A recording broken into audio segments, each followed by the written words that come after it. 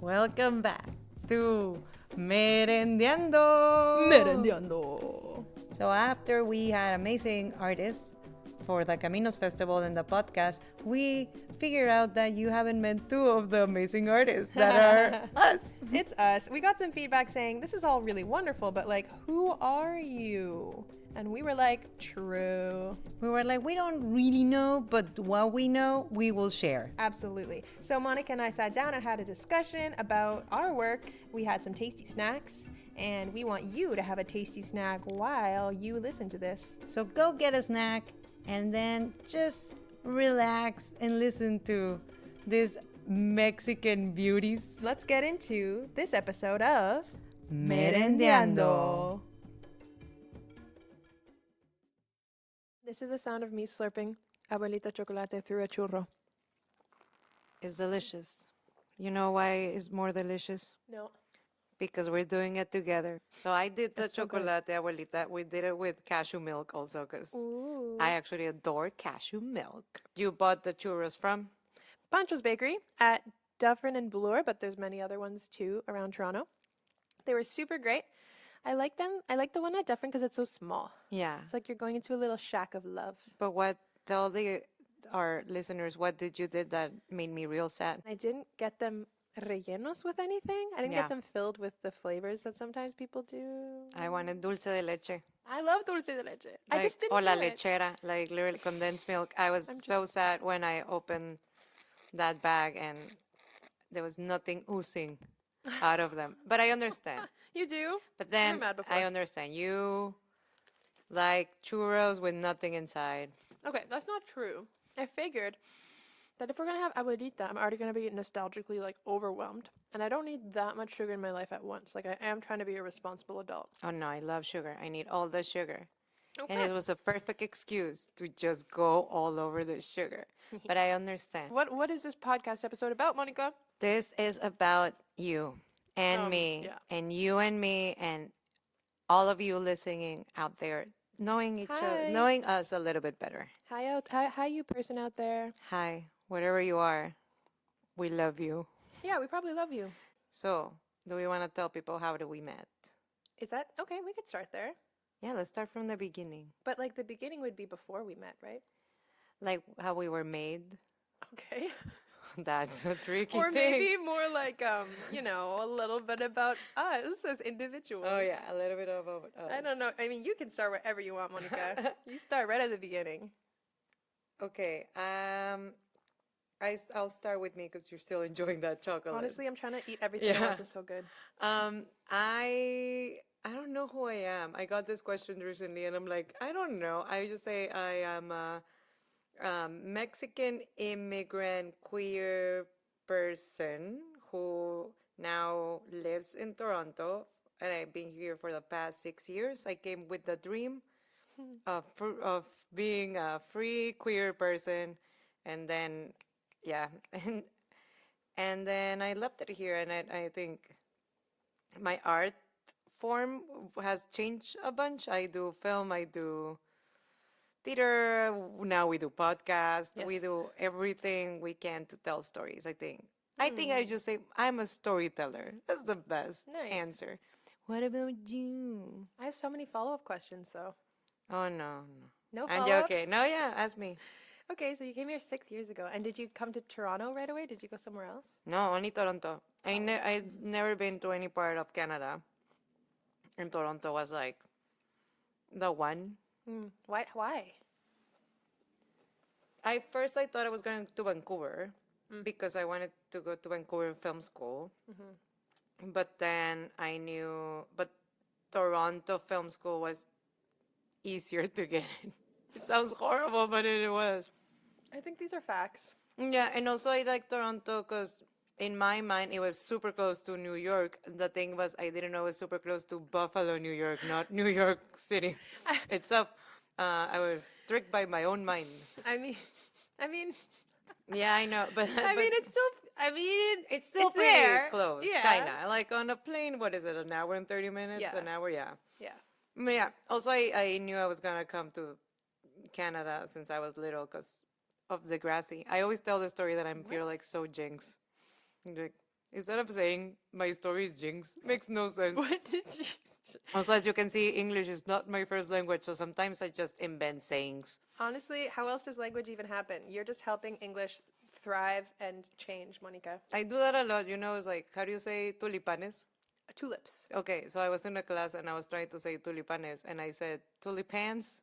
Yes. And then I realized every Love time I that. don't know how to say something, I just like Just Englify. whatever it is. gringolize, like I gringolize Gringolize it. and Englify. No, Those are good gringolize words. it, yes. Gringolize. What did you say today? You're like, oh, I have to buquear this rehearsal. I'm Yeah. like, get out, buquear. Yeah, So it funny. really, It's so good. really Spanglish. But that's how we speak, I feel, here. Like you, tell us about you a little bit so I can ask you a follow-up questions with it. Okay. Okay, so I'm Camila. I was born in Halifax, Nova Scotia, and I love it there, and it's a big part of who I am. And then I moved to Toronto with my family when I was like a child. So Toronto has been my home for a long time too. But my family, my parents, are both from Mexico City.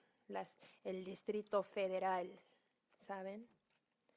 En la So Ciudad de speaking about México. language, how did you grow up here having Mexican parents? It was like English and Spanish always like.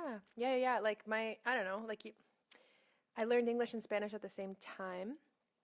Basically, when I was at home and my mom was like taking care of me as a baby, it was like Spanish all the time. But I learned to speak English and Spanish basically at the same time. And then in my like younger childhood years, I basically just spoke English, but I did speak Spanish, but English was like, I used it way more. And then I remember when I was like 8-ish, I went up to my parents and I'm like, you guys, I really want you to teach me Spanish because you keep talking about stuff and I don't know what you're saying and I know you're talking about me. And they're like, oh, okay. So then I don't really know what happened, but from that point on, like, I just learned a lot more Spanish and I used it at home. That's a bit about me. Like, I just am obsessed with Mexico. It's kind of weird. Like, I know that I'm a cultural worker. Like, I'm also a storyteller. I work in culture. I create culture. I engage in conversations about culture. It's like what I'm interested in. But my own culture, my own identity, I'm like fascinated by. Hopefully this isn't narcissistic. If it is, like, hook me up with a therapist, yo. But basically, like, I'm so curious about culture and I'm so fascinated by Mexican culture. I always think that with you because I feel sometimes you are more of a Mexican than me in a way. God. Like, not not that. true. We're all Mexicans inside. Yeah. But like, I think you try really hard to understand the culture. I Like, really do all the time. you Every day. do the research, and I'm just like, should I know more? No, you are it. We're both it. But I think I'm just interested in, like, I don't know. I just love learning about the history of, like, the different things that happened in that country. And I love learning about the different languages. I love learning Nahuatl. I love learning about textiles. I have no idea why. Like, I can't actually explain to you why. It's just that I, like, get so much life when I, like, go to Mexico. Firstly, like, I'm so privileged to be able to go to a place where my ancestors lived, like, where I know that my family has connections. And it's huge, and it does a lot for my mental health. There's just a feeling I get in the air when I go to Mexico City and just Mexico, and I just feel at peace. But also, that's a huge privilege because then I get to go back to cozy, safe Canada and, like, think about it in the safety of my apartment that I get to have, Because, like, a lot of my family members wish they could come here, Yes. So it's like... No, I understand. I understand that. Yeah. Yeah. I think once I left Mexico, I realized how much I don't, it was going to say we were like missed it in a way that is like, I want to know more about the place I was in once I got out of it. Yeah. Which it was weird. I don't know. I love Mexico. I love it. I love being Mexican, but I also, being a person who was there where certain things were going down, I'm happy I I'm not got there. out. Which, please, nobody hate me. But I was just like, but I feel way safer and happier. Speaking about this, we were having this discussion about how people say first generation or zero generation. Because we were saying that you found that first generation means not you. That was like your mom. Exactly. So Like, in a way, it's like I'm first generation. yeah. But that doesn't really translate that way. Into Spanish? No, remember it was like you found it on a website. Yeah. Well, like the Canadian immigration official stance. I found that like document online that's like, this is for the Canadian government, these are the definitions of these terms. And first generation was the person who came from another country, like that person who was born in another country and is now Canadian, like officially with like all the papers and everything and like the stamps. First generation Canadian, they're first generation. And then if they had kids, their kids would be second generation. So technically I'm second generation and technically you're first. Yeah. But I think colloquially, lots of people say that what I would am is first generation. Like I've heard people say that about themselves and I don't think it's wrong. I just think it was interesting. Yeah, it's a way of using language that is like Yeah. tricky in a way. Because what you were saying, because if I'm first generation, then you're zero generation, then what are you? Zero generation. Zero generation. Yeah. Kind of sounds cool. It's like a space cadet.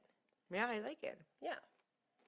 You're like a astronaut exploring things. But I do thought it was really interesting because I'm like, is this thing also meeting people that are like, when I met you and you're like, would you say you're Mexican or you would say Mexican Canadian right away? Or would you say Canadian? Oh my God. That's a really complicated thing. I definitely say Mexican. I acknowledge that I'm Canadian. You know, I'm all for basically Indigenous liberation, if you want to put an umbrella term on it. So do I call myself Canadian? Yeah, in some places I do. Yes. But sometimes I'm like, I live on dish with one spoon wampum treaty territory, and I support Haudenosaunee people and, you know, lots of Indigenous people who live here, not just the Haudenosaunee. And that's what I say. So you have like a complicated relationship with saying you're something. I'm always learning, but I don't know. Your I'm culture obviously is conflicted. ambiguous. But I'm from specific places, and I can tell you about those places. What about you? What do you say? Do you say you're... I say Mexican because I am Mexican. Yeah. I think we have this conversation a bunch, like as an immigrant, when somebody who I know is born here will tell me I'm Mexican, I'll be like, no, you're Canadian. But for me, it's because being Canadian will hold some sort of privilege. Yeah. Because it's like, well, if you're Mexican, then you need to get a visa to go to the States. Totally. Like, do you need to wait that long to get OHIP? Like, I was here for 4 years until I...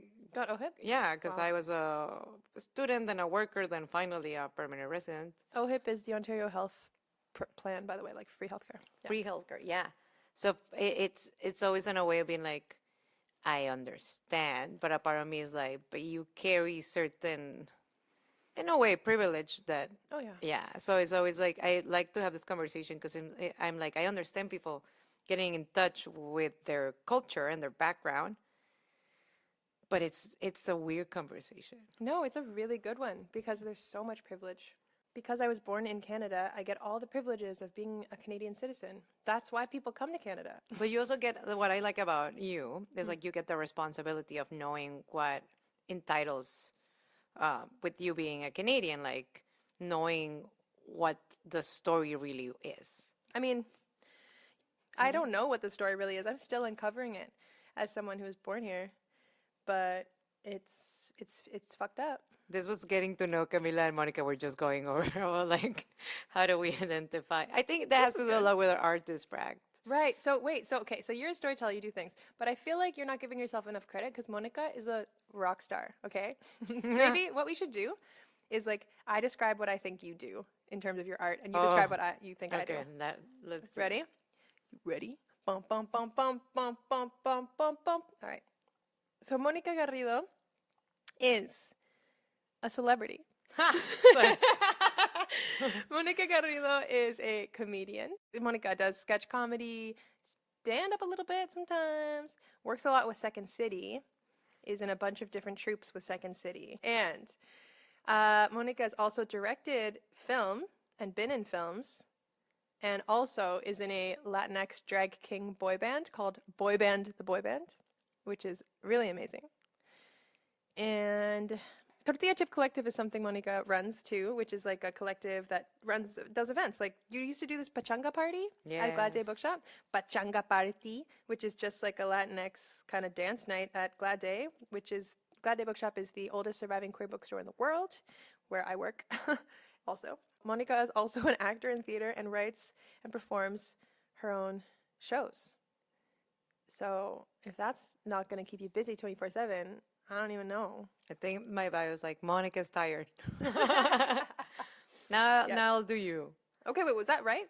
Kinda, yeah. What did I miss? I do work with Second City, but I also work with Bad Dog Theater, and I do comedy all over. And yeah, but right now I'm in the house ensemble of Second City. I have a show. We have a show every Friday until May. Forever. Every Thank Friday? God. What Yeah, time? every Friday at 8 p.m. at the JCB, the You know I'm training coming. center. I'm going to come to that. Yes. Okay. I'll do you now. Oh. Well, thank you. Camila is a witch. Yes! Yes, that's the best it. answer! We literally just talked about this, that Camila is a witch. She is a really talented musician. She has a beautiful, beautiful singing voice. Oh. I have a video of her in my phone, and What? sometimes I listen. Yes, you sent me a song. Thank you for remembering. Whoa, like when? You sing Yo No Sé Mañana. Oh my god, Yes. I do remember that. Yeah. Camila wrote, for our boy band, she's an amazing songwriter, so she wrote 2 of our original songs. She also was a musical director. She's really, really talented. She writes music, she plays music, she's a witch, so she also reads el tarot.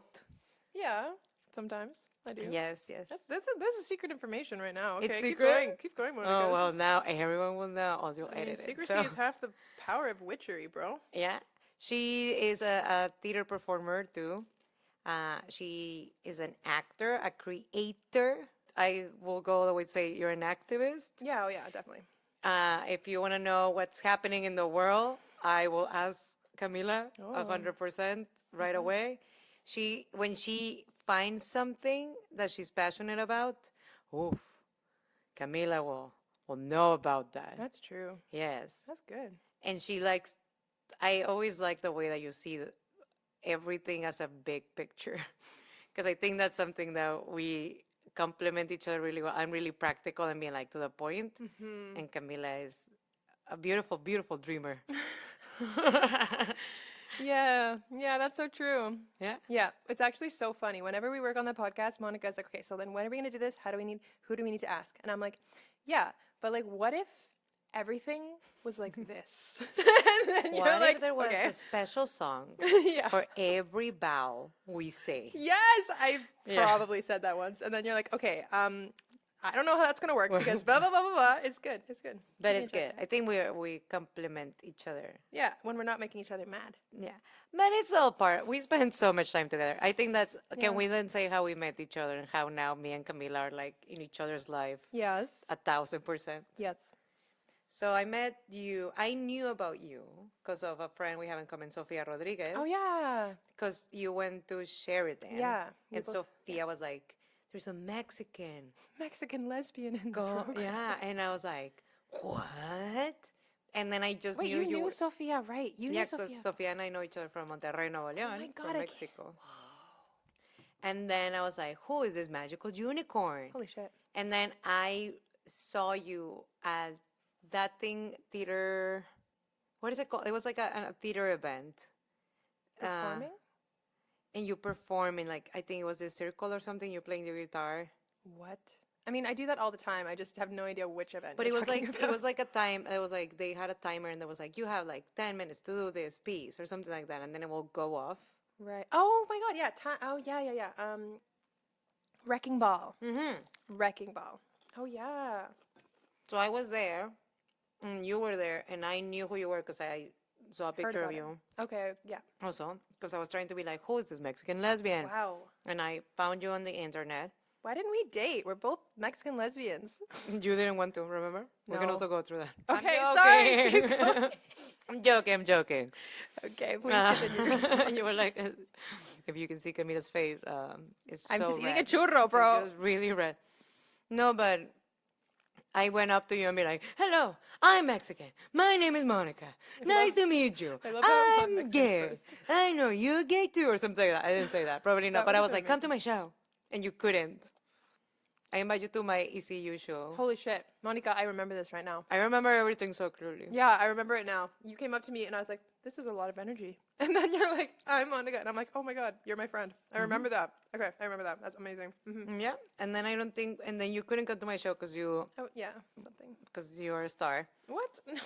No, you're And star. a witch, so it takes a lot of time. I'm just a constellation in the sky, just like the rest of us. We're all just stars in the sky. Aw. All right. And then we didn't, I think we met each other again, something with Aluna. For sure. Like we did probably a workshop Yeah. or a festival. Yeah. I feel like I remember mostly getting to know you at Aluna, though. Like, I remember actually getting to know Monica at Aluna. And I feel it was like a workshop that was like a writing workshop, and we had to like read what we wrote. And you wrote something like really beautiful, and I was like, oh, okay. And I got to know you there. It's kind of, yeah. And then we were just people in the Latinx theater community, right? Yeah. Just like orbiting, sometimes seeing each other. Yeah. Okay, so basically, fast forward. Like, we worked a little bit on projects together. Like, mostly, I think boy band was the biggest thing that Yeah. we worked on together. And you invited me to work on that with you because you started it. Again, boy band, I can't, like, say this enough. Boy band is a Latinx drag king boy band with original songs and, like, lip-synced, amazing, fully choreographed dance numbers. It's actually a dream come true. So, there's that. But you invited me to do that. And then this podcast. So, this podcast, how did this podcast happen? Was it Oh, Trevor? Oh, also. the train's passing by. Can you hear the train, everybody? I don't know if you could hear that, but if you can, the studio is right next to the train tracks, and I love it. Yes. Everybody else seems to be very annoyed by it because it interrupts like the vibe because you just hear a train, but I love the train. Do you like it? I'm okay with it. I don't love it or hate it. I'm just used to it. Okay. I think if it was gone, I'll miss it because it's been a really big part of us That's at this true. point. At this point, as people who record sound in the room next to the train tracks. But the podcast started, I know Trevor reached out to us individually. And then he was always like, I have this idea, I think you and Camila will be great. And then they just brought us together and we're like, yeah, Yep. sounds like a plan. Yep. Sounds like it would work. Yeah. What's better than one Mexican? Two Two Mexicans. Mexicans. Okay, listen. Okay, We yeah. are both Canadian and Mexican, right? So I don't think I can't say I'm Canadian until they give me a citizenship. Then Yeah? I'll say. I will always say now I'm a Mexican Canadian resident. right. You technically that's That's how I say it. true. But I think, I mean, as somebody who has Also, I know you're looking at that churro and you want to eat it. You can eat it. It's okay. I Okay, know let you're me- like, all right. Monica, this is yours, but I can see it in your face that you're like, I want it Oh my God. so bad. And then we have more. I know. Just eat the churro, Camila. Okay, I was saying something. Okay, Yeah, I'll sorry. say it and then I'll eat the churro. As someone who's as someone who's a Canadian, like even though I say I'm Mexican, I for sure do not have citizenship. I could get it because my parents are Mexican, and I've been talking about going through that process. Actually, like I'm interested in doing it, but I'm not. But I still say I am just because like everything about me is. Yeah, it's understandable. Yeah, but that's kind of how I see you. I see you as Canadian. So I just thought I would say that. I don't know. I just, because of the reason that you're here and the way that you live here, like you just are to me. I always think that every time I walk, even walking here today, I was like, I can't believe I live here. It happens to me Really? so often. Every time I walk everywhere, I'm like, how did I end up here? Because Whoa. you know, when you plan things, but you're like, we'll see what happens. Oh my God, every fucking day. So that's how I kind of, like, I was like, I'm going to go to Toronto study film and see what happens. And I remember some of my friends in Mexico were like, well, you'll be back in like a year. And then just because they said, I was like, never coming back, because I always do what they told me I can't. And because it's Mexican, not Mexican. I'm joking. But yeah, but I remember I was like, once was here for not even a month, like I think 2 weeks, I knew I was like, it felt like home weirdly. But I always surprise myself when I'm here. I'm always like, wow, I can't believe I'm here. That's cool. It's a dream. Oh, Canada. Oh, Canada. So Trevor brought us together. Yep. And that's how we started Merendiando. We sat down once and we were like, what's your ideas? What's my idea? Then we The put that Mexican together. thing was our unifier for a lot of the stuff we thought for the podcast. Yeah. Can I say something about that? Sí. Obviously, we've talked about how much we love Mexico, but I think it's important as Mexicans to also say Mexican supremacy is real. Like, as people who are under the umbrella of Latinx, people call other people Mexican all the time. Yes. People who are straight up not Mexican, and it's very frustrating for everyone. So if you are Salvadorian and you've been called a Mexican, I apologize. If you are from Ecuador and you've been called a Mexican, I apologize. That's so stupid. apologize. People are stupid sometimes. And as two people who have a big platform and who are Mexican, I'm just going to say shout out to every other Hispanic country. Every one of them. Hi. You also exist and you're different, and it's good. It's important. It is. Yeah, because people are just like, oh yeah, that Mexican. And I'm like, they are from Venezuela. Can you sit down? I love that you say that because I use Mexicanisms all the time. Like what? Like one of my best friends, Lucia, that is from Peru, who's also a boy band. Lucia spends so much time with Mexicans that every time they go back to Peru, when they speak Spanish, their family and friends are like, why are you saying? And because sometimes, I don't know if this happens to you every No time. mames. No mames, qué pedo. Chingao. No, but I always think like, I think when I meet somebody who speaks Spanish, we're like, we speak exactly the same Spanish, which is a lie. So, but I just love that meeting people here and then trying to, even to communicate in Spanish, you need to understand how to communicate. So it's so beautiful to be like, oh my God, we both speak Spanish. Oh, you are from that Colombia. means that? No, for us it means this. Yeah, like the whole like limon debate. Limon means different things in different places, Oh, it's true. Sí, sí, sí. right? Like Guatemala, they're like, oh, this limon. That's like, I'm confused. I can't even fully say the joke. I don't even know. Even sayings like, I don't want to get into it, but like Colombianisms Oh yeah. with Mexicanisms. Oh no, sometimes they mean really different things. Like what? You're thinking of something. I'm not gonna say it because Yes. it's tricky. Is it? No, you but mean it's racy? Yeah, a little bit. But it's just like the expressions. I just love it because it's so. Sometimes you're saying the same expression, but it has like a different meaning in many different places. But you're like, oh, we all speak Spanish. Yeah, we were all colonized by Spain. But then everybody did their own like Yeah. lingo, and I just love it. I love it so much. Also, accents in this country, I just love every accent. Oh, you mean in English or like other languages? In every other languages, like Colombian accent, I think it's so beautiful. Oh man, Venezuelan accent is so. I think everybody's sexy. Also, I know. I'm just in love with a lot of Everybody. people. There's this video that BuzzFeed, I think Remezcla did, like the Latinx collective of BuzzFeed, and it's like, which accent is the sexiest? And they blindfold. Oh, yeah, I've someone. seen it. It's oh my so god, good. it's such a dream. I'm like, can I just live like that? Can I just be in that video for the rest of my life? That'd be good.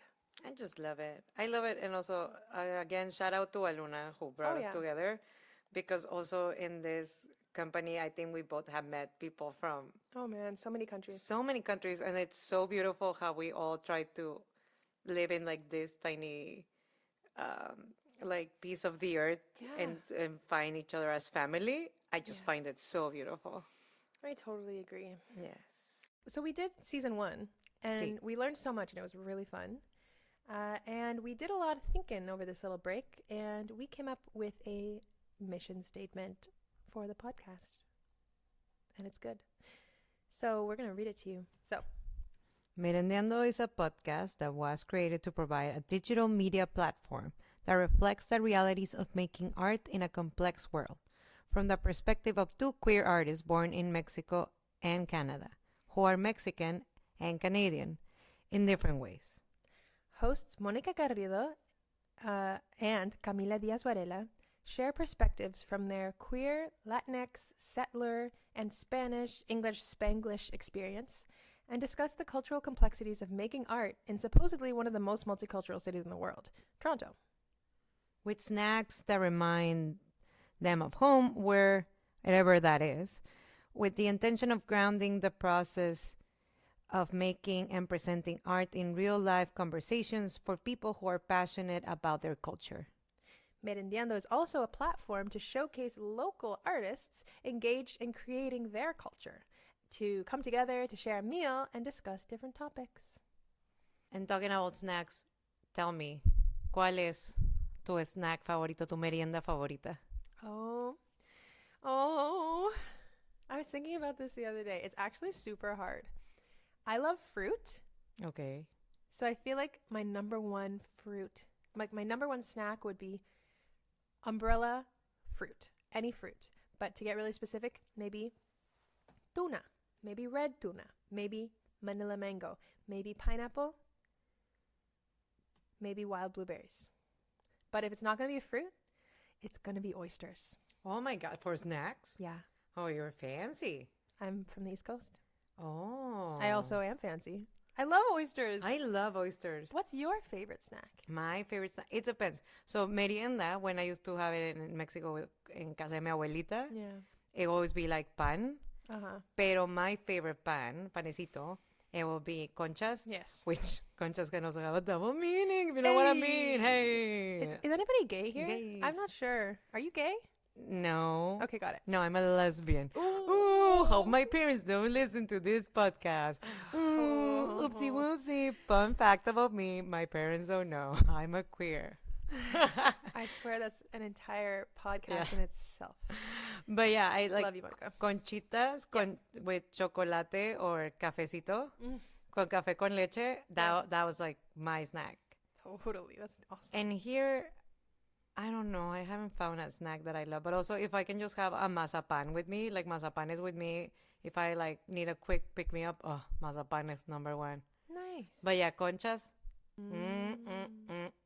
Here, I think more like I will be almond croissant. Oh, that is very Toronto of you, actually. But conchas forever. I love conchas in every way I can get them. I'm so proud of you for You're loving like, conchas. stop saying conchas. No, I'm like, keep saying conchas. Thank you for listening. Maybe now you know a little bit more about us. I hope. I think there's too much to say. Yeah. And also, do you really know yourself? I mean, I am just a shell through which air passes through, basically. Yeah, I'm just a churro with no relleno. Thank you, Camila. I'm joking. Oh, he'll never live it down.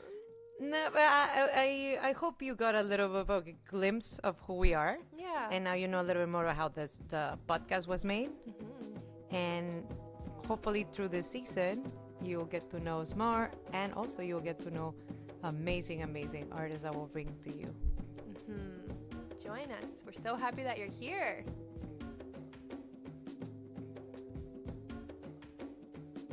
Radio Aluna Teatro is produced by Aluna Theatre, with support from the Metcalf Foundation, the Laidlaw Foundation, the City of Toronto, the Canada's Council for the Arts, the Ontario Arts Council, and the Toronto Arts Council. Aluna Theatre is Beatriz Pizano and Trevor Schwellnus, with Sue Balint and Gia Nahmens. Radio Aluna Theatre is produced by Camila Diaz-Varela and Mónica Garrido. For more about Aluna Theatre, visit us at alunatheatre.ca. Follow at Aluna Theatre on Twitter or Instagram, or like us on Facebook. Follow and subscribe to this podcast on iTunes, Google Play, and wherever you get your podcasts.